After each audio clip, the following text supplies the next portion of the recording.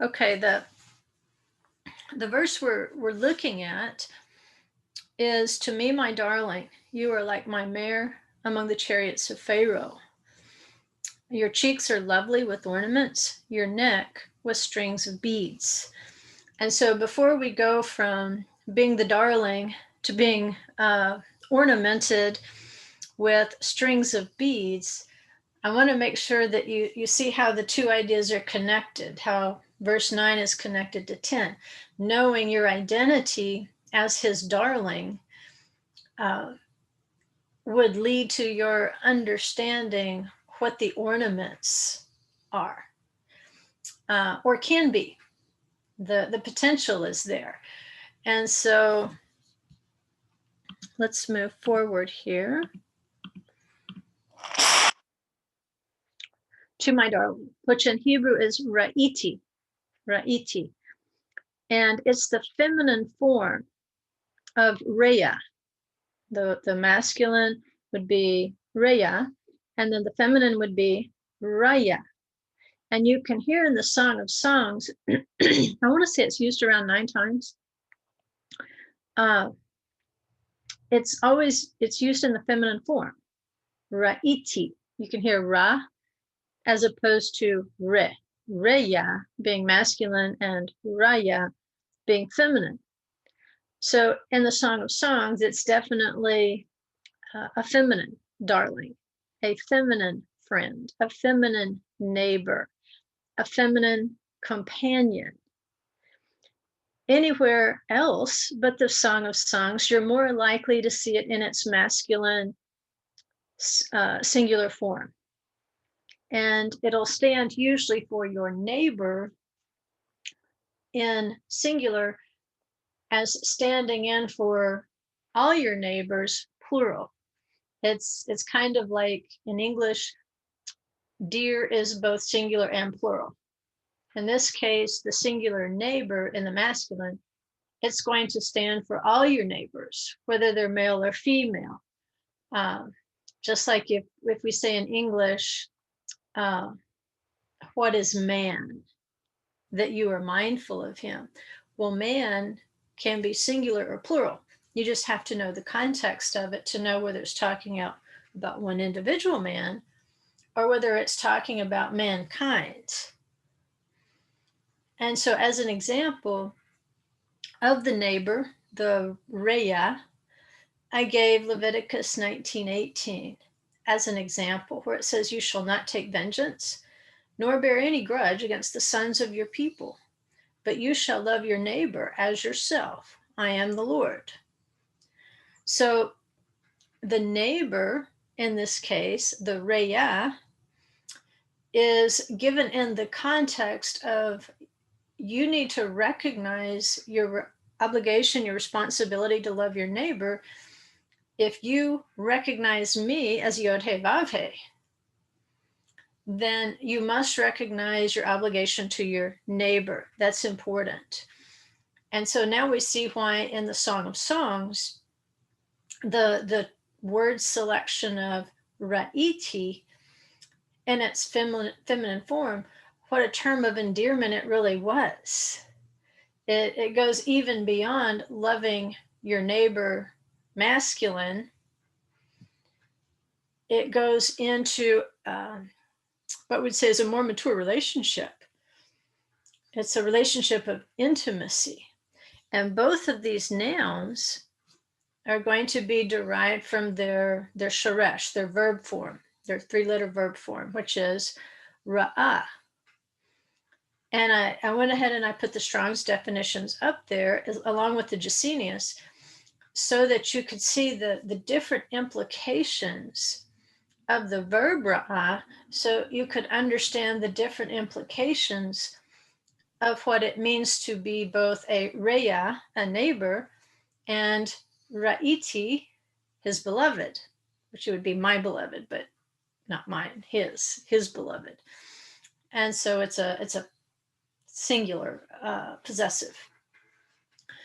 So in its context, you can see that it has to do with sheep. And so it means to pasture, to graze a flock. And that can mean either literally, like literal sheep, or figuratively, like people, to take people to places of good pasture where they can be nourished, where they can eat, where they can be safe from predators. It can mean to associate with as a friend, which is where we get Rhea, a friend, a neighbor, a companion. And that is one of the definitions, a companion, somebody you keep company with, to be in a friendship with, but also to pastor, to keep sheep, to shepherd sheep, to guard the sheep, to care for the sheep, to rule over the sheep. But in this sense, the rulership does not have the implication of domineering. In fact, I've watched the shepherds in Israel, the Bedouins especially, and it's all very fluid. You know, it's like the shepherd is just one of the flock. They just walk with him.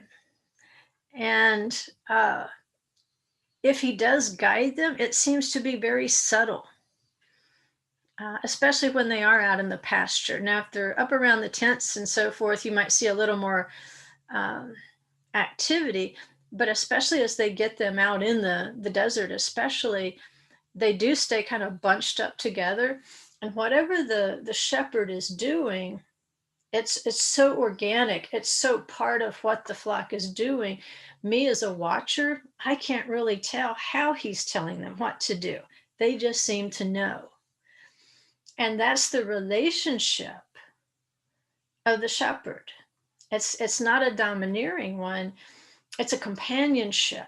It's knowing one another's habits so closely that the adjustments are made, and to the watching eye, you can't figure it out. You don't understand the relationship because it's that close. You don't know how they're communicating with one another. But it's as simple as this. The shepherd is the shepherd, and the sheep are going to obey. And they so know their routine.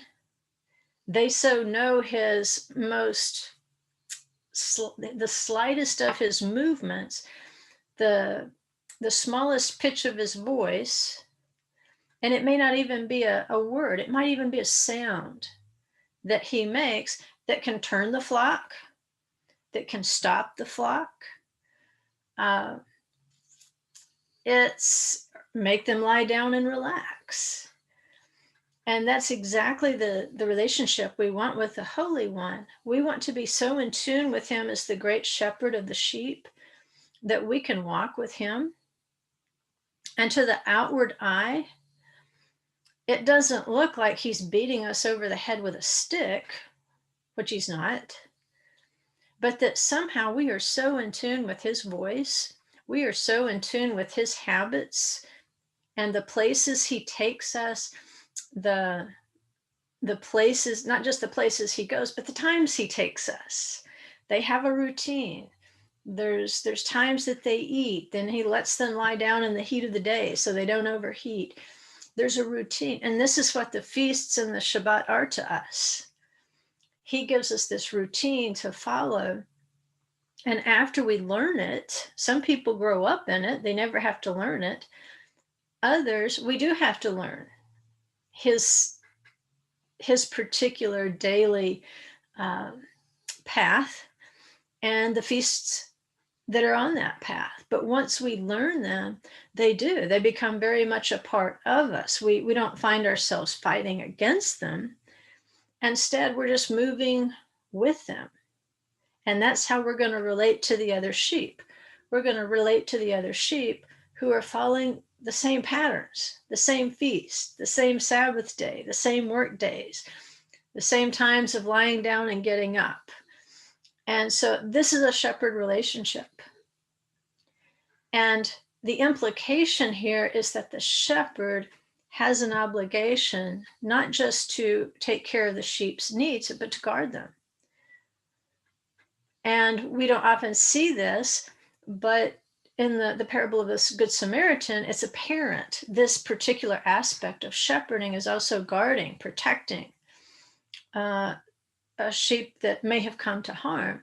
Because in the end, Yeshua says, okay, who was his neighbor? And he says, the one that took care of him. That was his neighbor. And that's the message to us. We have to take care of one another. If we're going to love our neighbors, then we have to be the neighbor. And that affects our relationship with the Holy One, who addresses us as Ra'iti. In other words, he's calling us his shepherds. And we talked about what that meant last night. Not how can a human being possibly be a shepherd for the Holy One, the great shepherd of the sheep? But there's certain things we can do that don't just sustain the relationship. They add to this idea that I'm saying, like, you can't even tell what the shepherd's doing because the sheep are so responsive. And so it leads to that closer relationship, more intimate relationship. It takes away that beating over the head with a rod sort of idea. And it's just the way that you see it. You just see a man or a woman or even a child. Sometimes it's some kids out shepherding the sheep, and they're just moving like another sheep. And so that helps us, at least in terms of understanding why he would ask us to be his darlings, to be his shepherds, that we would become more intimate friends and become aware of what does please him. Because the more we become aware of what pleases him, then the more we're going to be able to adorn ourselves, which is the next part of the verse. So I'm going to stop sharing that one now that we've got a definition.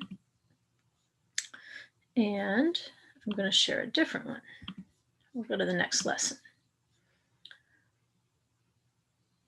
Well, I thought we would. Here it is. Okay, now we're in lesson 22. So again, to me, my darling, you're like my mare among the chariots of Pharaoh. Your cheeks are lovely with ornaments, your neck with strings of beads. So let's look at the cheeks first. And I couldn't help it. When you're reading about a particular topic, and it's not a word that you use that often. I mean, it's a common word, but it's just not a word that you use. How often in the course of a day do you say cheeks? And all I could think of was like squirrel cheeks bulging out, with nuts in them. So it was, strange things happen when you study the Torah by yourself. And that was a strange thing that happened. I just kept visualizing squirrel cheeks. But these cheeks, it's understood in the Midrash that they allude to the cheeks of Moses and Aaron. And I'll show you where they're getting that. But it says in the commentary here to chapter 1, it says, just as cheeks were created for the purpose of speech, so were Moses and Aaron created for the purpose of speech. That is, the teaching of the Torah to the people of Israel. Thus, they are the cheeks of Israel. In other words, the teaching of the Torah becomes a place of adornment. Because as you talk about the Torah, as you verbalize those precepts to one another, your cheeks become ornamented. They become bejeweled, simply because of the fact that your speech is conveying the words of the Torah. And then it augments this a little bit, because it's not just talking about exchanging information. And that's why I'm always encouraging you, do never let the Torah just become informational. so that somehow we're happy because we know more than the next person. And in the long run, you're just going to become more irritated. When you know more than everybody else and you feel like nobody's keeping up, it actually, it's not going to be a source of pride. It's going to become a source of irritation because you know more. And people just aren't responding to what you're saying. They can't engage in conversation with you. And you're like, could you just keep up? And that's how you can kind of tell what was your motivation there. And if you sense that happening, where you're just becoming more irritated with people who can't hold a conversation about the Bible, then you need to back up and say, no, wait a minute. If the Torah is supposed to be transformational, then it should be affecting the type of neighbor that I am. And if all I'm doing is irritating other sheep with how much I know, then maybe I've lost a handle on what it means to love my neighbor as myself, because we can always look back and say that there was somebody who shepherded us. There was somebody who nourished us. There was somebody who guarded us, who tried to warn us when we were getting into weird things, when we were going too far, where we weren't pushing ourselves hard enough, when we were actually capable of more than we were doing. And so in the merit of what has been passed to us, we have to also make sure that even if we know how to run out in front of other people, that we don't do it to show off, that we use it to be good shepherds, to be good neighbors. And so it says a person's joy is reflected in his cheeks. And that's what we want to see. If people don't do anything but roll their eyes when they see us coming, that might be the hint that we're not maybe conveying what we know with joy. Maybe we are. We don't, you can't tell by somebody's reaction. But if we're saying a word of Torah to someone or exchanging words of Torah with someone, that joy should somehow be reflected in our faces, in our cheeks, because that's where you can see a smile. You can, turn it up and people will know whether you're actually smiling or not. But if your joy is genuine, as you talk about his word, then it should be reflected in your cheeks. And this is what they say of Moses and Aaron. It says they were comely with the Torah, and they taught the facial expressions they displayed toward one another. So they were joyful in their Torah teaching and discussions. And you could tell it, they said, by the way that the facial expressions that the brothers had toward one another. And that's why I always like it. Like if I'm teaching at a conference, especially where I don't know that many people, if there's just one friendly face in the crowd, somebody who will smile or nod or even pretend like they're listening, it makes a huge difference to the person who's speaking. And then you begin to engage better, and then the receivers begin to engage better, and then they start sending, it might be nonverbal, but they'll start sending messages back to the speaker, and all of a sudden you're actually having a conversation, even though the actual verbal words are only coming out of one spot. But now you're engaged with the speaker. And I always try to find that one person, because I'm not a natural speaker and I'm not a natural people person. To me, words are for business. We take care of problems and we check off lists. That's my personality. And if I don't have anything to say, I don't. And so when you get up in front of people, which is way outside of my comfort zone, that's a little trick I've learned. Find the friendliest space in the crowd and let that person release the joy that you already have in the Torah. And you can attain a new level of joy in the Torah. A level of joy you can't find just keeping it to yourself. And so that's just a tip, find somebody in the day who loves the Torah, maybe not as much as you, but they still love God's word. and see if you can't reflect the joy to one another that you feel as you're learning how to be a ra'iti, a darling. Uh, and they say that the key to the relationship between Moses and Aaron was they had such utter lack of jealousy. There was so no competition between the two of them, even though Aaron is older. And even though Moses is denied the priesthood, you never hear jealousy. You never hear envy. Now, I think on Moses' part, there might have been some longing.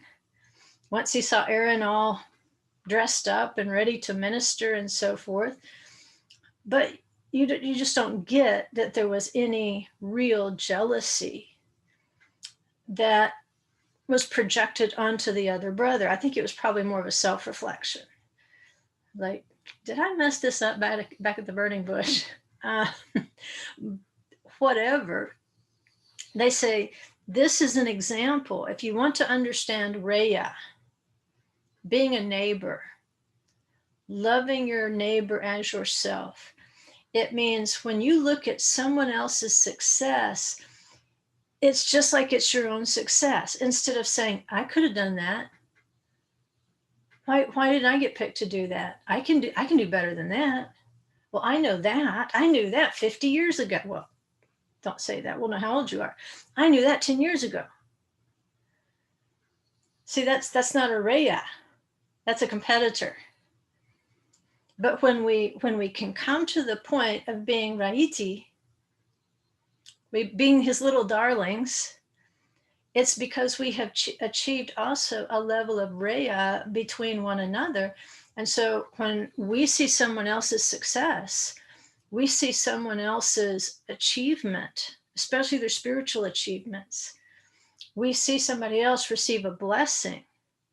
Instead of saying, why didn't I get that? Or I could have done that.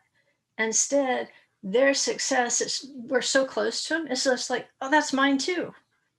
We become like parents with their kids. You know, when their children achieve something, for the parents, it's just like it's their own achievement. They rejoice with their children. Well, he's saying, I want you to have that same love for one another and to be able to share in one another's success. And that's where this joy, it will ornament your cheeks. It will function like the joy you have in sharing with one another becomes that ornament.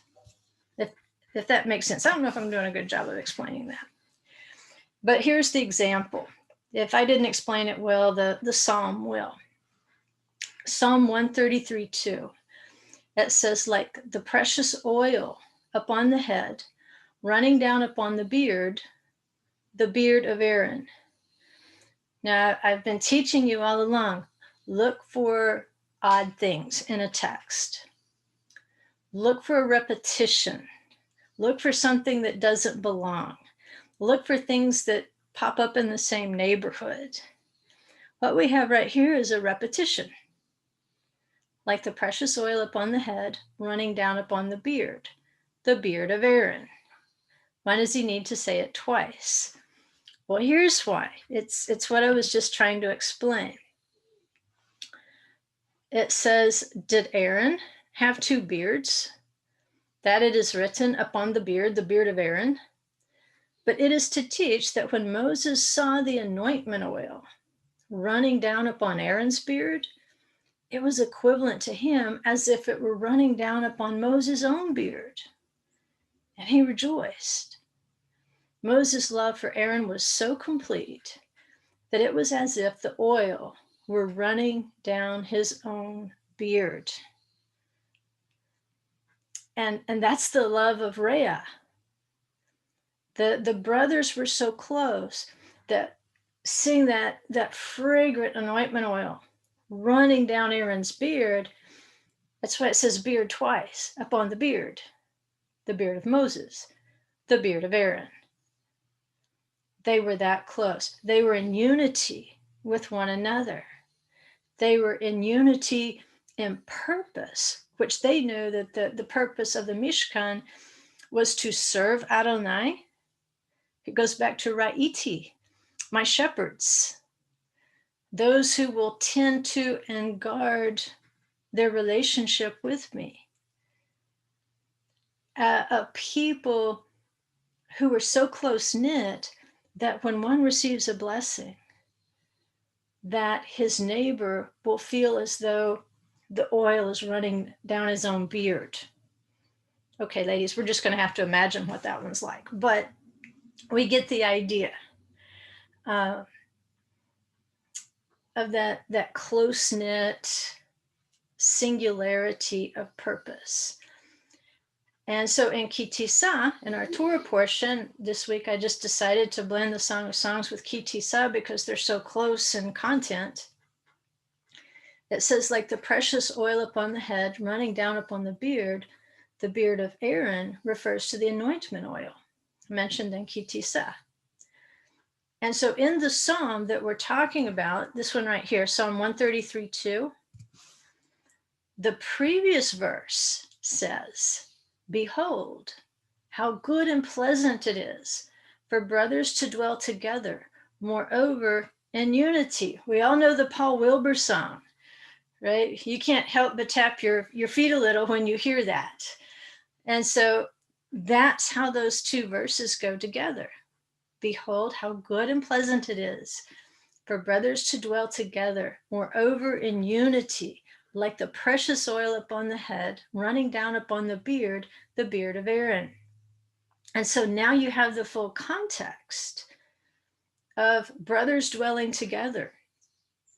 That when your neighbor has a reason to rejoice, when he receives a spiritual gift, when he receives a blessing, you are just as happy as if you received it yourself.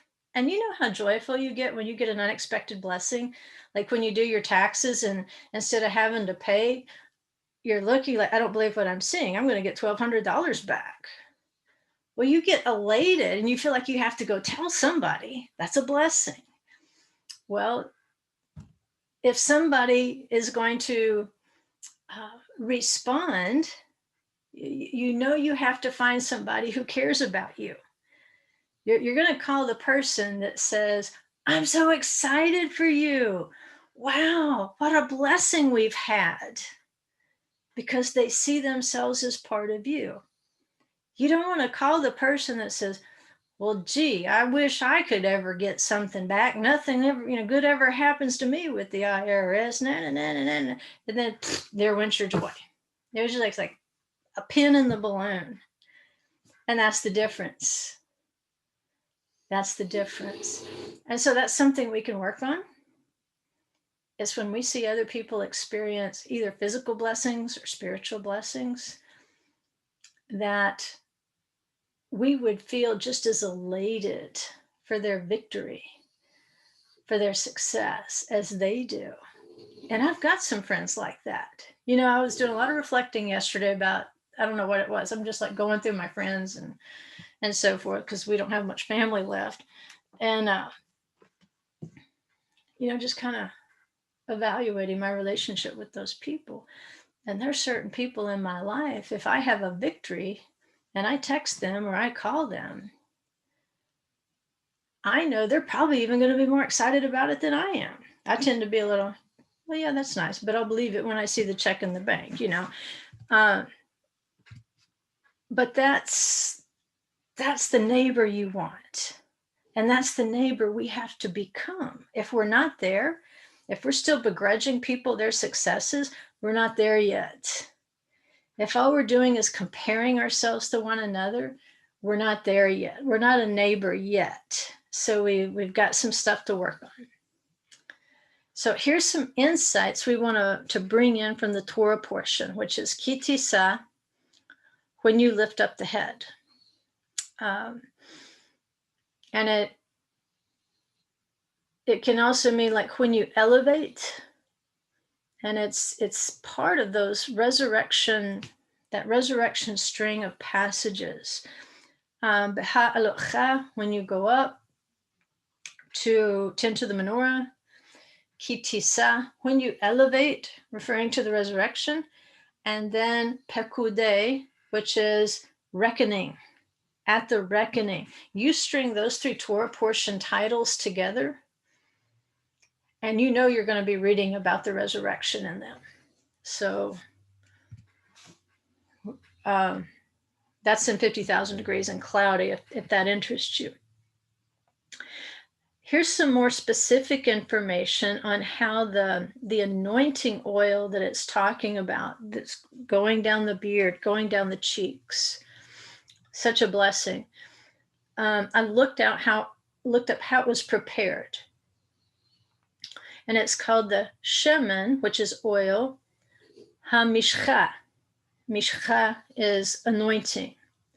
It says the shemen ha-mishcha was prepared by crushing each spice according to specified height and weight. It says that these things were given to Moses, each one prepared separately.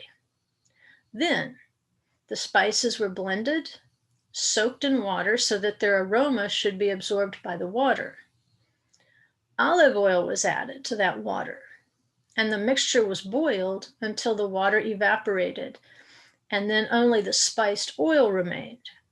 That oil, the shemen hamishcha, or oil of anointment, was preserved in a flask to be used for the purpose of anointing the Kohanim Gdolim, which is the high priests, and the kings of the dynasty of David. At the consecration of the Mishkan, all its vessels were also anointed with it. And then, as I got down to the bottom of the passage, it says, the flask, which apparently never ran out. There's more than one tradition about oil that doesn't run out, by the way. Remember the Western lamp. There's this tradition that in the menorah, the Western lamp never went out. He'd go back in there to clean things out in the morning, and for some reason, it was the Western lamp that just was always still going. And there's other traditions about certain things that didn't wear out, didn't run out. And this is one of them, that special flask of oil that was prepared under Moses' direction never ran out. It says the flask was concealed at the time of the temple's destruction, but it will be restored to us in Mashiach's time.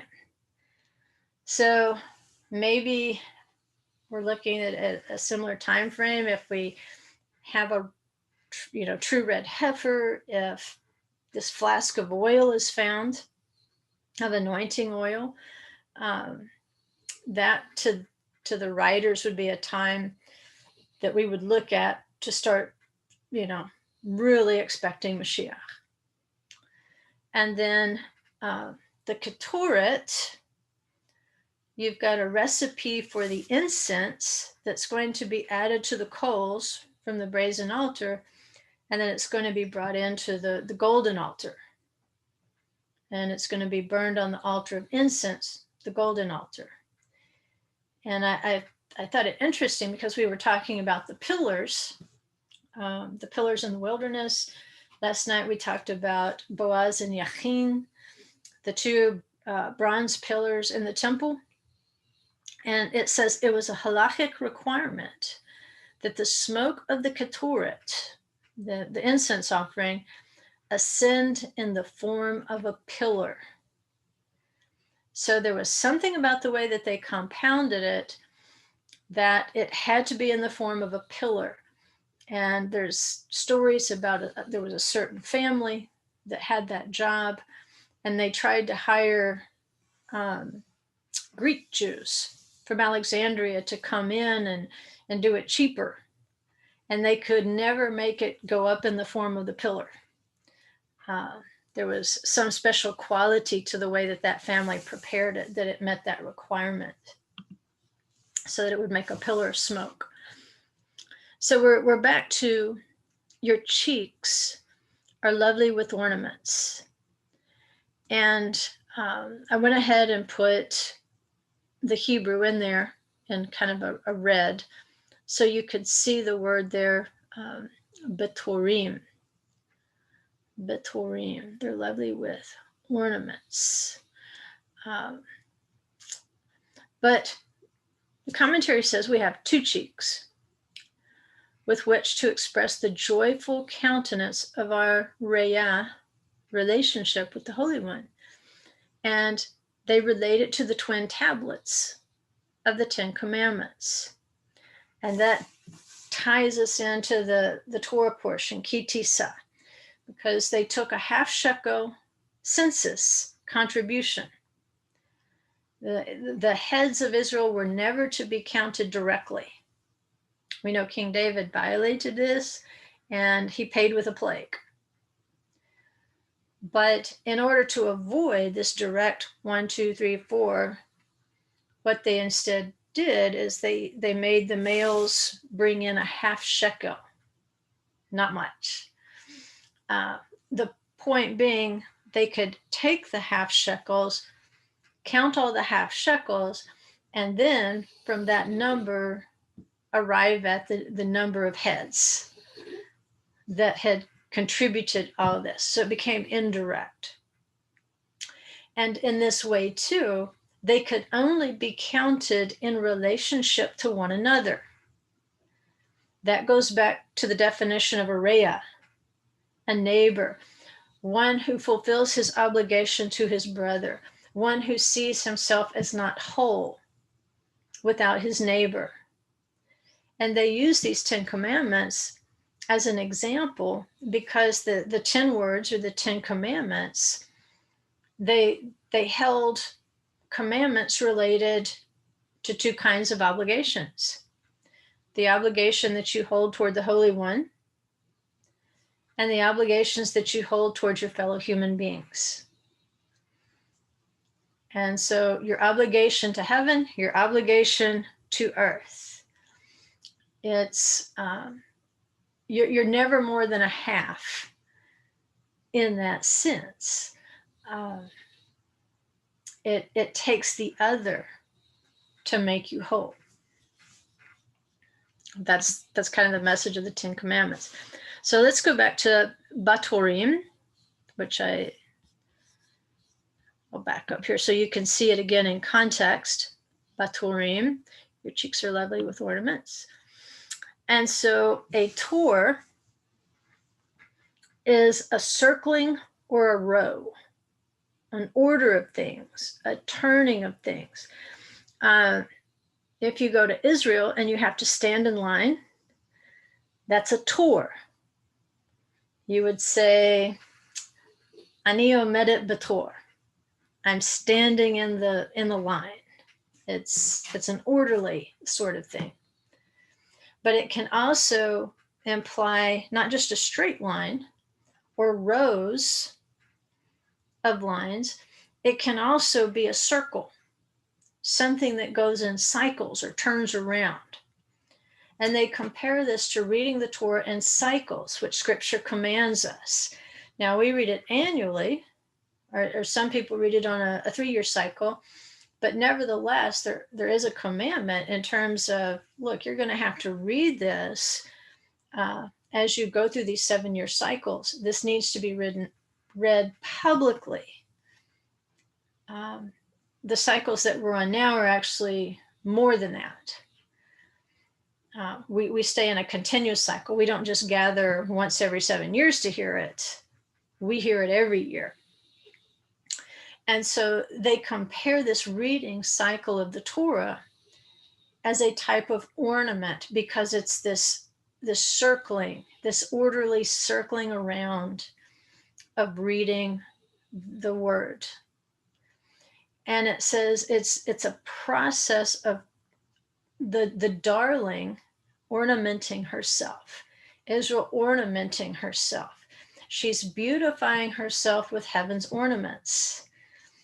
We just had the Purim conference last weekend, where they talked about the fragrances and the oils. Well, we're kind of in that section of the Torah right here. We're talking about the fragrances and the oils of preparation for the priesthood and for the anointing of the tabernacle. We're talking about Queen Esther with her fragrances and her oils. And in a symbolic sense, it's the way that Israel prepares herself for her king. She's beautifying herself using heaven's ornaments, because you realize the clothes and the ornaments and the fragrances and the oils that Queen Esther used were not hers.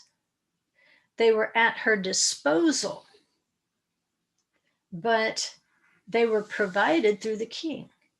And so in the Torah, we have the fragrances, the spices, the oils, the clothes, the garments, even the crowns. There's a crown of the Torah. We didn't make or create those things. Those are not things that we own. Those things belong to our king, to our shepherd. He puts them at our disposal, and we can use them as we will. However much we want to beautify ourselves and what he's made available, it's there. So we take heaven's ornaments, we take these lines of the Torah, and we make for ourselves beads of pearls and precious stones. And it's compared to the way a woman would ornament herself, especially for her marriage. How she would have her hair, washed, perfumed, in ringlets. If you've got naturally curly hair, not that hard. I'm not sure how they did that back then if they had straight hair, but they would have it curly, or they would have it in fancy plaits. And of course, later in the New Testament, women are warned, don't let it be the exterior. Don't let it be the outward adorning and the plaiting of the hair. It's not saying that you can't wear earrings or you can't plait your hair. He's saying, let it be the inner person that's most important. Yes, you beautify yourself for your husband, but you also beautify yourself with heaven's ornaments for the great shepherd, for the King of Kings, for the one who has provided these things for you. And so as a bride, we can put on his commandments. He allows us to do that. And they point out that this faithfulness to attend to a set order, an orderly turning of things, an orderly reading of the Torah, engaging in an orderly study of the Torah, that this is the method by which we ornament ourselves with the precious stones and the pearls and the beads, to the point that his glory becomes easier and easier to see in us. And Paul even makes that comparison to the Corinthians, where he's talking about a woman's hair, how it's her glory. And so in that way, if we study Torah and we have that oil of joy, if we have that joy in our cheeks where we're discussing, learning, talking in a non-competitive way about the Torah, that people are actually seeing its beauty in us, then that is our way of preparing to be Jerusalem above, to be part of that identity. I wanted to show you that in Revelation 21:16, we see this glimpse into Jerusalem. And remember, Jerusalem above is Sarah. She had a different relationship to Abraham than Hagar. Hagar was a servant. She didn't have choices. Her obedience was a little more begrudging because it wasn't completely free will. Sarah's relationship with Abraham was completely free will. And so that voluntary, that Rhea relationship that she had with Abraham is used as an example of how we can be part of Jerusalem above, rather than just strictly the servant, relationship where there's no joy in your cheeks, squirrel or otherwise. But to have the Raiti relationship, that's when you're attaching yourself to that New Jerusalem. It says the city is laid out as a square, and its length is as great as the width. And he measured the city with a rod, 1,500 miles. Its length and width and height are equal. And he measured its wall 72 yards, according to human measurements, which are also angelic measurements. The material of the wall was jasper, and the city was pure gold, like clear glass. Makes you think of the good gold in the Garden of Eden. The foundation stones of the city wall were adorned with every kind of precious stone. The first foundation stone was jasper, the second sapphire, the third chalcedony, the fourth emerald, the fifth sardonyx, the sixth sardius, the seventh chrysolite, the eighth beryl, the ninth topaz, the 10th chrysoprase, the 11th jacinth, the 12th amethyst. And the 12 gates were 12 pearls. Each one of the gates was a single pearl. And the street of the city was pure gold, like transparent glass. Okay, there again, we've got that good gold of the garden that we see in the Jerusalem above. But you can see the foundations of Jerusalem above are these precious stones, these ornaments that you would wear as jewelry. And they understand this to be the ornaments of the cheeks, that when you read these lines of the Torah, when you undertake this, not random, not haphazard, but when you take this cyclical study of the Torah, whichever schedule you're on, that there is an order and there's a discipline to your approach. That's how you're going to grow, number one. If you're just, shotgunning your Torah study, then that's probably going to characterize your life. But when you achieve a discipline of weekly, daily Torah study, when you get into those routines like the sheep do with the shepherd, that's how you begin to achieve that unity with him, where it's not fits and starts, fits and starts, fits and starts, fits and starts. And I've been around people that do their Torah study like that, and they drive me nuts. I'm like, chill, babe. It's it doesn't have to be like that. There can be a peace in your walk. I mean, that's what this achieves. It gives you a foundation. It gives you a steadiness. And then you start to connect your life with what you're reading in the Torah portions. And you realize that his spirit has been shepherding you all this time, and the discipline is paying off. And they say this is the place where you can begin to put on these ornaments. Because see, a piece of jewelry, if you're talking about a necklace, which I think we were back here. Where'd it go? Yeah. Where it says your cheeks are lovely with ornaments, your neck with strings of beads. A piece of jewelry is not a random thing. Somebody has to conceive it. Imagine what it would look like. Then they have to gather the materials. They have to go through this tedious process. They have to make the molds. It has to be skilled. There's a skill associated with this. You don't end up with beautiful ornaments and strings of beads at random. Even watching kindergartners string together plastic beads, you can see this process working in their head, that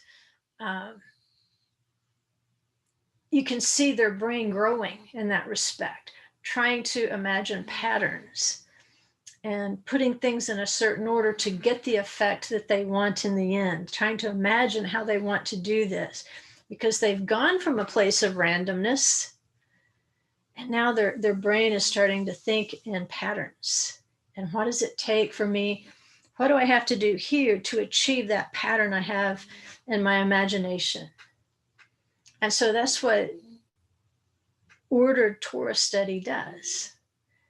We can imagine the relationship that we would like to have with the Father as Ra'iti, and imagine the person we would like to be for others as a Reya or a Raya. And it's not natural for everybody.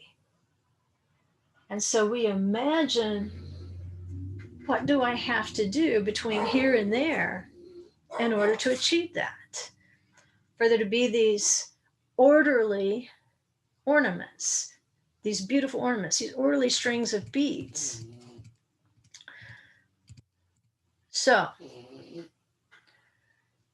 here's what we see with the Israelites. They failed one another. They didn't just fail the Holy One. They didn't just fail the Great Shepherd.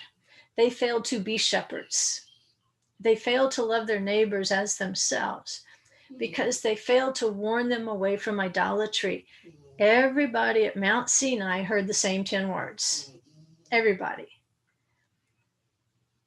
And they had an obligation toward one another. If you see another sheep about to walk off the cliff of idolatry, you have an obligation to warn him. If you take one more step, you will die. And so with the golden calf, they were in just that situation. If you take that jewelry off and give it to Aaron for an idol, you're going to die. We know that. And it says that this is part of the problem. It wasn't just the idol worshipers, it was the many people who failed to warn them. And we're going to get another appearance of Rhea, a neighbor. In Exodus 32:37, he said to them, "Thus says the Lord, the God of Israel, every man of you put his sword upon his thigh and go back and forth from gate to gate in the camp and kill every man his brother and every man his friend." That word there is re'ehu, which is another way of saying Rhea, another grammatical construct. And every man his neighbor. Kill your neighbor. Because, see, they had already killed their neighbors. They killed their neighbors by not warning them. When they knew what the commandment was and they kept their own counsel, then look, there was a very small minority of the worst offenders. What was it, about 3,000 people? Now you compare that to the hundreds of thousands who all heard the same message. And they couldn't stop 3,000 people. And so we have different levels of judgment. We know that those who weren't revealed to Moses as the worst offenders to be killed by the sword, the neighbors, those that were left had to undergo the ordeal of the sotah, which, remember, is the trial of the woman accused. They had to find out, it had to be revealed to Moses and Aaron whether they had committed spiritual adultery. They knew who the worst offenders were. They knew who those 3,000 were. But there were other levels of participation, all the way to, well, I know it's wrong, but I'll just sit here in my tent and not participate. Well, they should have said something. And so for those who underwent the ordeal, remember, Moses grinds down the gold of the calf into dust. He mixes it in this water. He makes them drink the water. And in the trial of the sotah, the woman's belly and thigh would swell. And the way the rabbis read it, so would the partner. If she were guilty, then whoever committed adultery with her it had the exact same effects on him at the exact same time. Except he couldn't refuse it. She could refuse the ordeal, he couldn't. She could just accept a certificate of divorce and be on her way. But if she had a death wish, if she knew she was guilty, she could go through the ordeal and kill her partner too. It would be, I don't know if you call that a murder suicide or what, but she would be guaranteeing his death at the same time if she drank the water. And so Moses makes them drink the water. And the Midrash tells us that the next morning, those who had had that more in-depth relationship with the idol, they died, that their bellies swelled up, their thighs wasted away, and they were revealed as adulterers, not as blatant as the first 3,000, but nevertheless, they had participated to a degree that they were found guilty of spiritual adultery and killed. The Midrash also says that the water for this ordeal miraculously flowed from the top of the mountain. The top of the mountain was understood to penetrate into the heavens, that this was where Moses entered heaven in order to receive those 10 words on the twin tablets. And so whether that's literally true or just an allegory, we can learn from it. Because if he did penetrate up into that third heaven in order to receive the 10 words, then it's telling us about living water, because this is where the rivers of Eden flowed. This is where the spiritual water was that Yeshua prophesied of at Sukkot.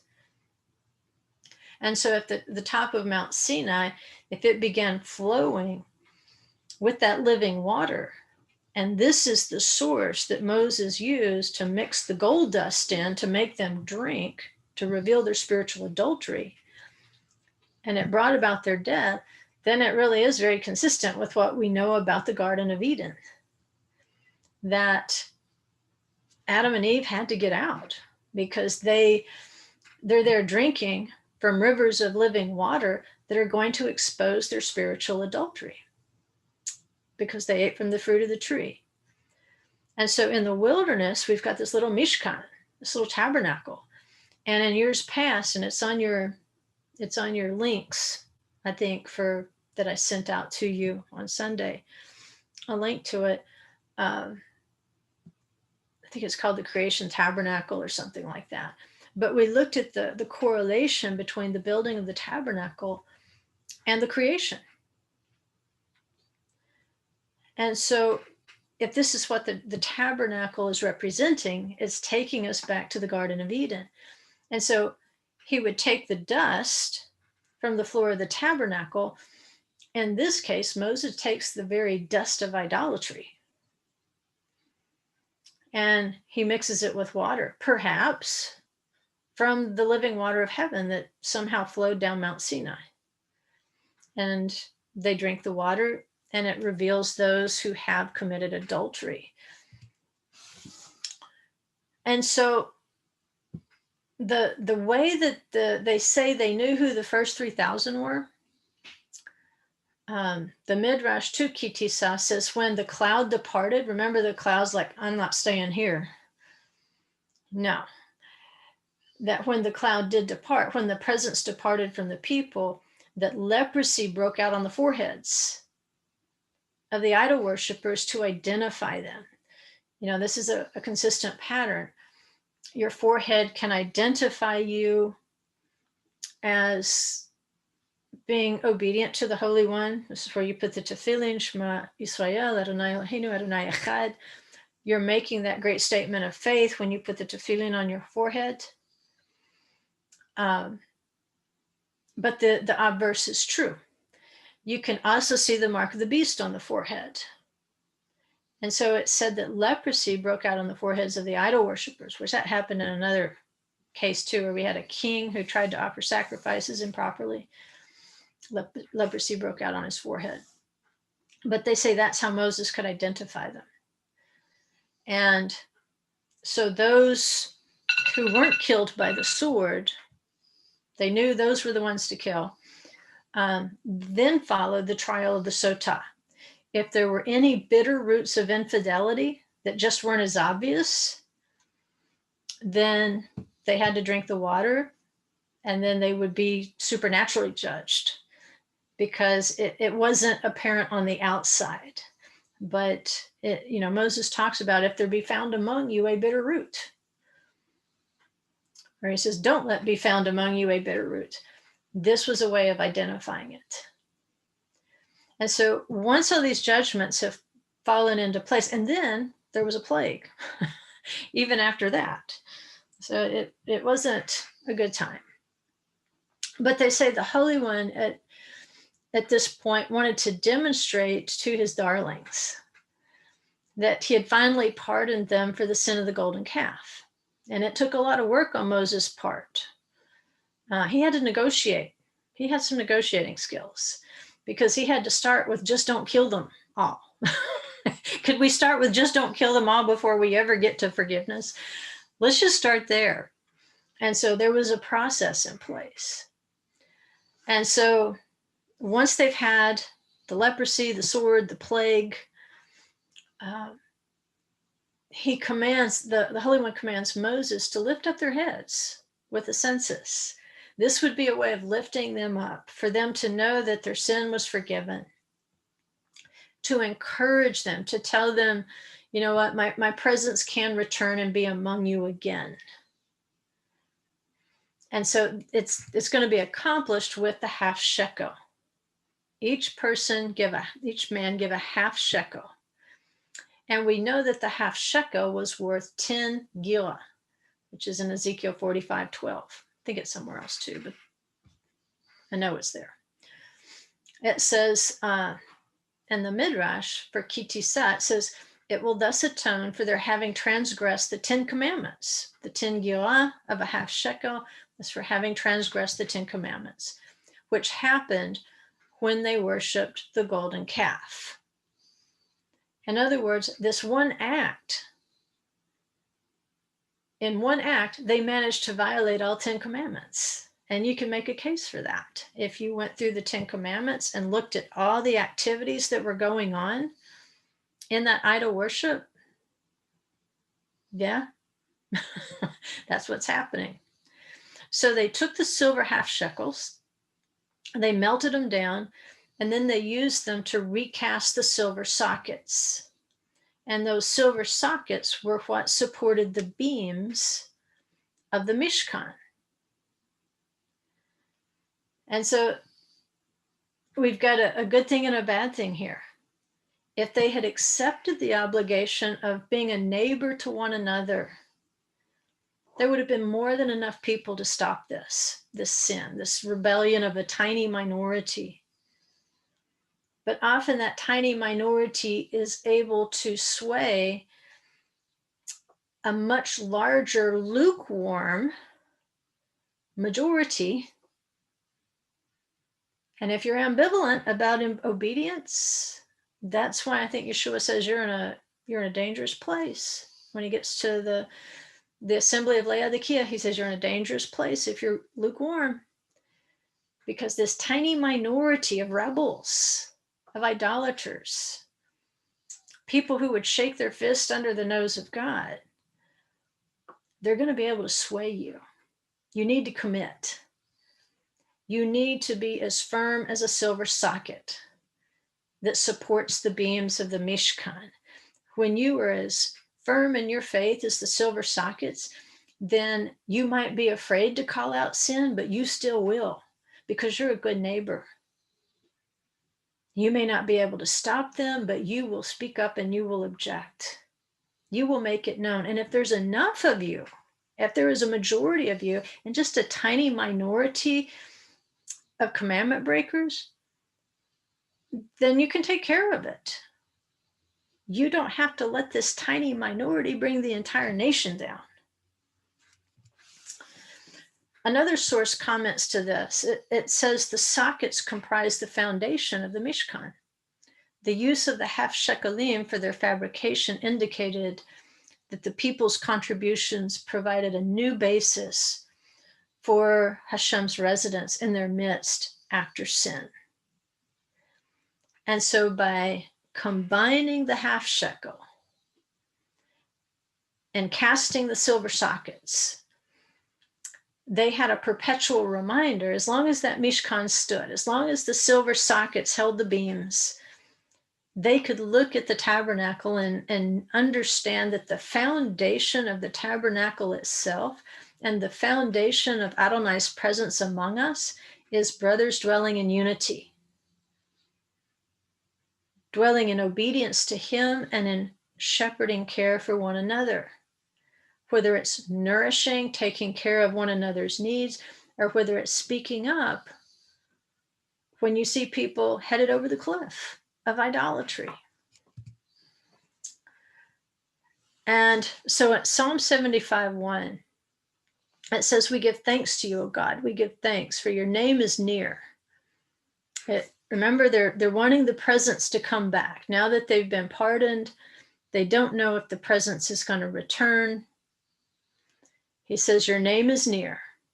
Men declare your wondrous works.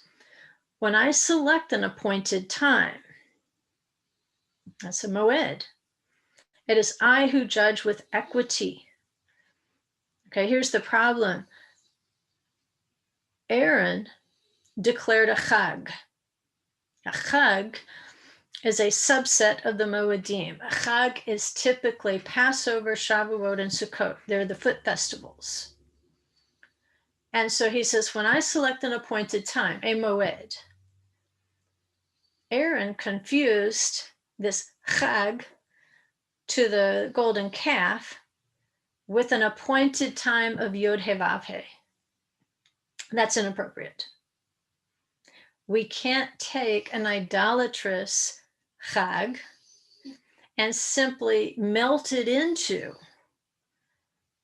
a holy appointed time. So he says, when I select an appointed time, it is I who judge with equity. He made sure when this was over, the Israelites would never confuse, at least of that generation, they would never confuse a golden calf with him. Now, they did in later generations. But for that generation who experienced the judgment, they knew. He says, the earth and all who dwell in it melt. Remember how they melted down the silver half-shekel? And then he says, it is I who have firmly set its pillars. And so the pillars of the tabernacle would set down in those silver sockets. So once again, he's showing through the psalm what happened here at the Mishkan, how his presence fled, and then it returned, how he's going to have to judge with equity. But there can be pardon for sin, but it's not going to be pardon so that we can keep on sinning. It's going to be pardon with the understanding that going forward, we accept his pillars. We become sockets where his pillars can set. We become receptacles for his appointed times. We don't make up our own. We don't make up our own feasts and say they're his. We don't confuse it with his feast. We don't try to melt them together. Because another name for the Mishkan was the Ohel Moed, which is the tent of meeting for the appointed times, the Moedim. So even though the Israelites sinned with respect to a chag, now he's saying we're going to get back into sync together. These Moedim are divine. They are in alignment with the pillars of creation. The same way this Mishkan reflects the creation, my appointed times are in sync with that creation. So you can get in sync with the creation or you can die. But if you will get into sync with my will, get into sync with my creation, and acknowledge your role as a creation, not a creator, then I can judge you with equity. I can melt down the silver, and silver represents redemption, by the way, and I can reestablish my presence among you. So that's the end of the lesson. But I want to go ahead and get this on the recording for anybody who might be listening. I know we've got all sorts of students in this class, from just beginning to study Torah cycles to been studying Torah cycles longer than me, maybe. And so I know a lot of you already know this, but some of you are new and you need to know this. I want to give you a Bible tool to use, and this way it'll be on the recording, and then you can go back later and you can try it yourself. And just to choose something free, I've got Logos installed on my computer, but you might have different things.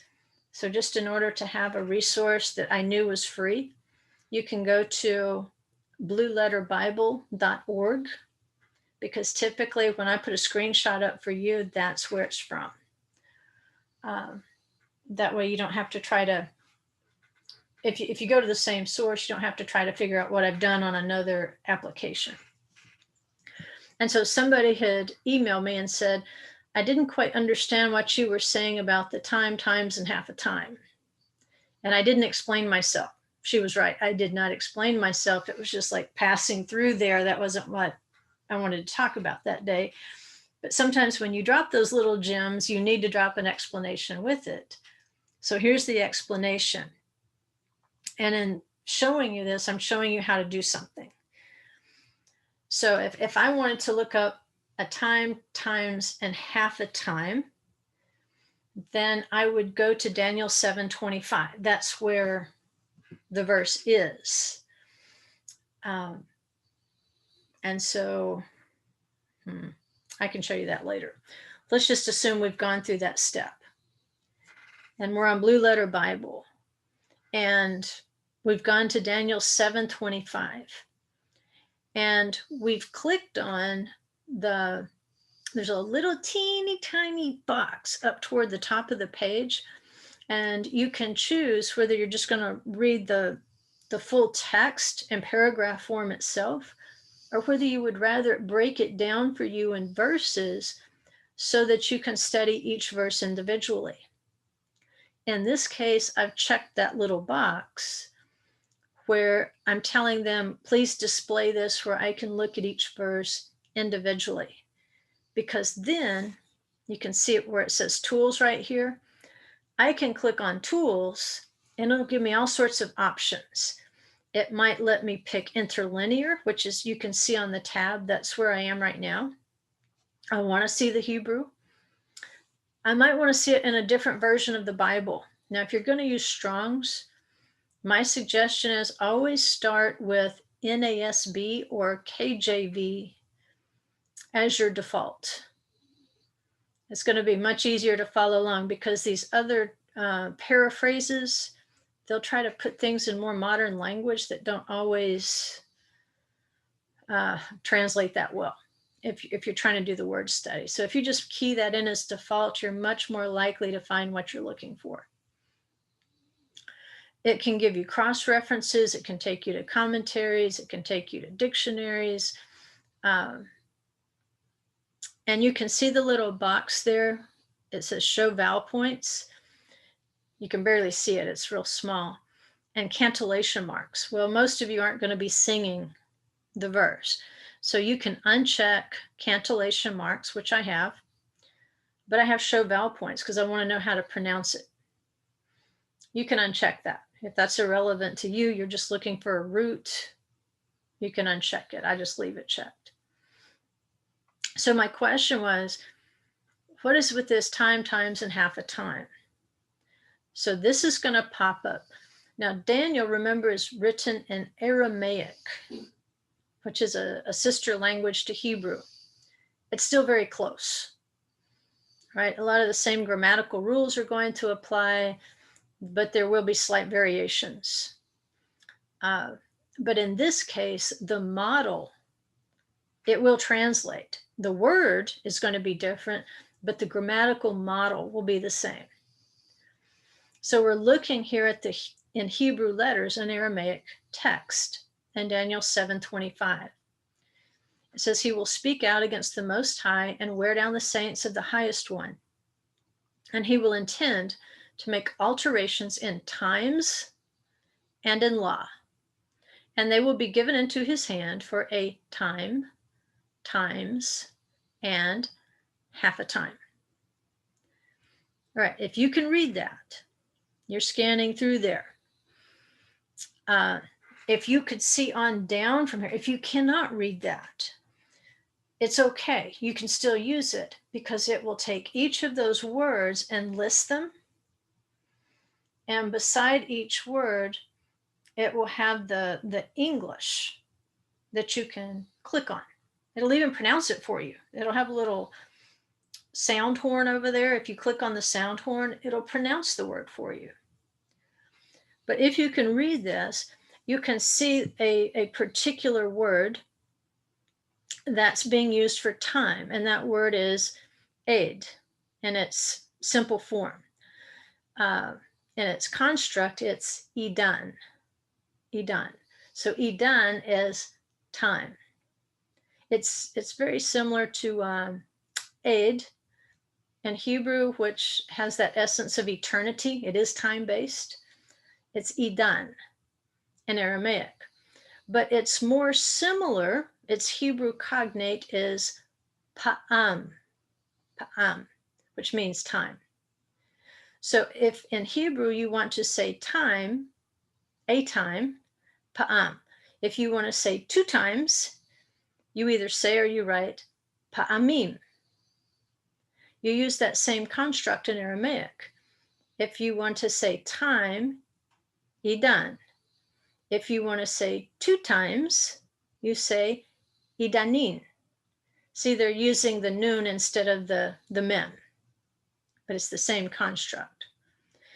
So if you were to pull up in the book of Daniel, the 11 uses of idan, which is time or times, if you line those up and you read all 11 uses of it, you'll see that sometimes idan means a moment. Sometimes it means an occurrence. Sometimes it can mean a cyclical time, such as a year. And so when he says a time, idan, times, idanin, and then half a time, uflag, idan. Flag is the equivalent of chetzi in Hebrew, but flag is Aramaic. So it's a little oblique. It's not cut and dried that it means years. It can mean years, but it can also mean occurrences. It can mean another time sequence in cycles. Maybe it means a section of sevens, like in Jubilees. It doesn't designate it for us. And so that's one way. It can be confusing if you're trying to use this particular verse in Daniel to predict when events will occur. The problem is it's obscured it, where it's very difficult to predict what kind of time it's talking about. Because by looking at all the occurrences, you can see the different ways that it's used. But that's just a technique that you can use. Let's see. Nope. Let me do this.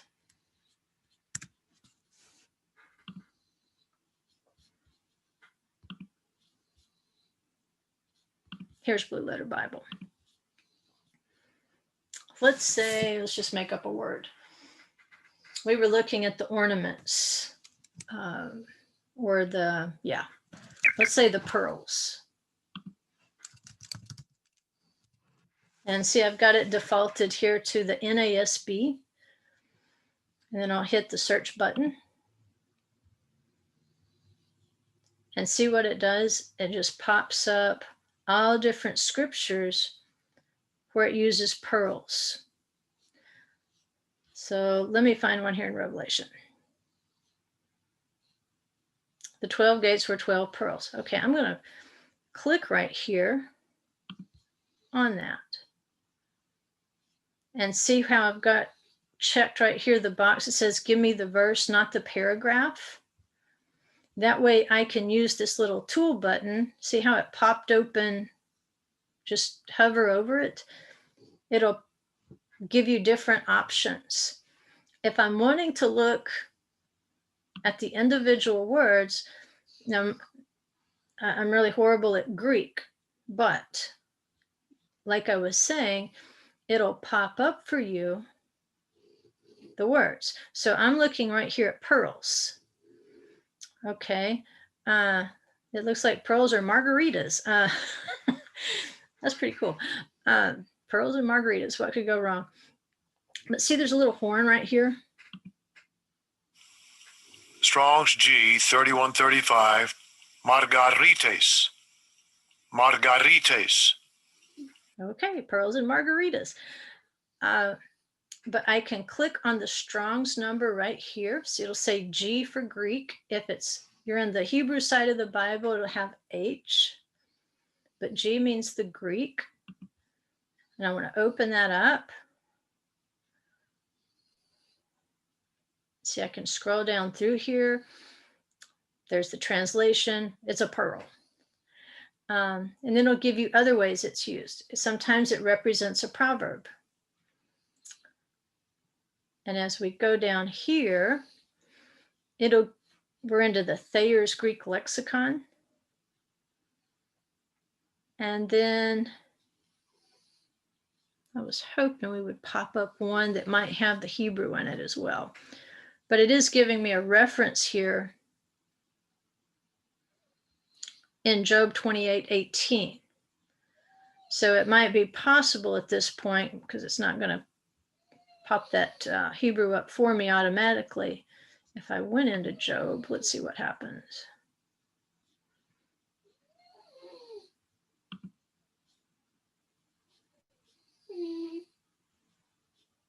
There it is, pearls.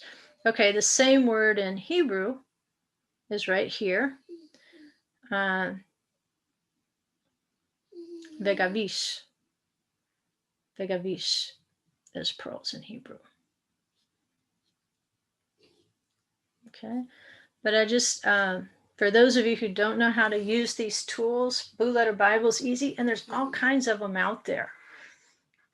You can just do a little searching, and I'll show you what happens. If you don't want to see this, if you just rather see the whole chapter, you just go over here, check paragraph, right over here, and see it'll pull out the whole paragraph for you, and you can read it more continuously.